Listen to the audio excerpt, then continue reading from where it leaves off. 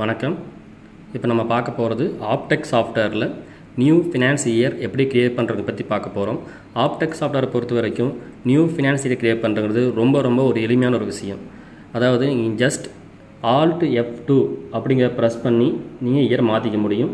இதுக்காக வந்துட்டு நீங்கள் ஆப்டெக்ஸ் சாஃப்ட்வேரை கால் பண்ணி அவங்களுடைய சப்போர்ட்டோடு தான் மாற்ற முடியும்னோ அல்லது நாங்கள் தான் வந்து இயர்லி ரினியூவல் பண்ணி தரோங்கிற அவசியம் கிடையாது.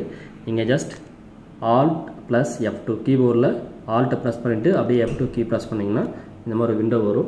இதில் பார்த்தீங்கன்னா இப்போ என்ன ஃபினான்ஸ் இயர் காட்டிகிட்டு இருக்குது 1/4/2018 to 31/3/2019 காட்டிகிட்டு இருக்கும்.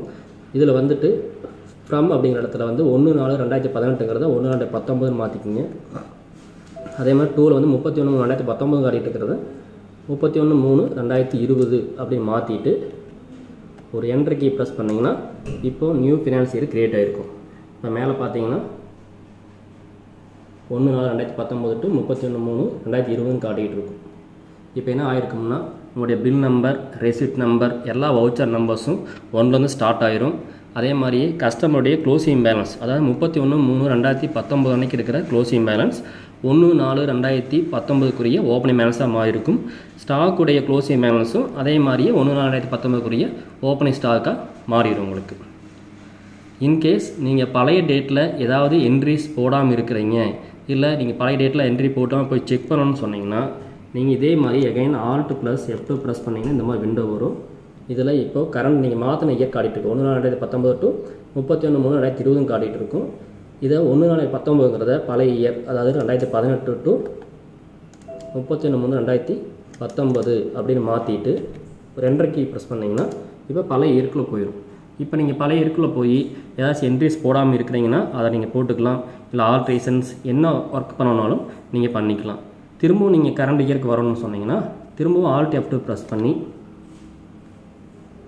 1/4/2019 to 31/3/2020 அப்படின்னு மாற்றிட்டு என்ட்ரு கீ ப்ரெஸ் பண்ணிங்கன்னா இப்போது கரண்ட் இயருக்கு மாறிடும்.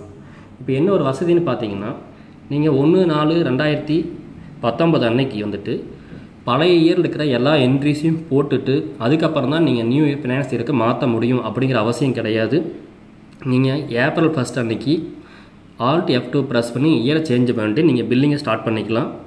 நீங்கள் ஒரு வேளை பழைய டேட்டில் என்ட்ரிஸ் இருக்குது, ஆல்ட்ரேஷன்ஸ் இருக்குன்னா நீங்கள் எப்போ வேணாலும் பழைய இயர்லவே மாற்றிக்க முடியும். ஸோ அதனால் பழைய இயரில் நம்ம என்ட்ரி போடலை, அதெல்லாம் முடிச்சுட்டு தான் நம்ம பில்லிங் ஸ்டார்ட் பண்ணணும் April 1 அன்னைக்கு அப்படிங்கிற அவசியம் கிடையாது. நீங்கள் April 1 அன்னைக்கு இயரை பில்லிங்கை ஸ்டார்ட் பண்ணிவிட்டு அதுக்கப்புறம் பெண்டிங் ஒர்க்கை நீங்கள் எப்போ போய் பண்ணிக்க முடியும். அதுக்கு நீங்கள் Alt F2ங்கிற ஒரு கீயை யூஸ் பண்ணி பழைய இயருக்கு போகிறதும் திரும்ப கரண்ட் இயருக்கு வர்றதுக்கு அந்த கீயை நீங்கள் பயன்படுத்திக்கலாம்.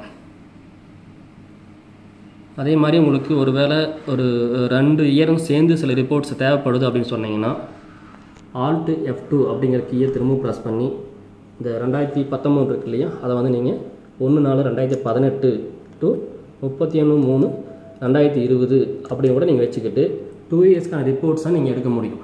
பட் நீங்கள் என்ட்ரிஸ் போட முடியாது. 2 இயர்ஸோ 3 இயர்ஸோ கூட நீங்கள் வச்சு மாதிரி ரிப்போர்ட்ஸ் பார்த்துக்கலாம்.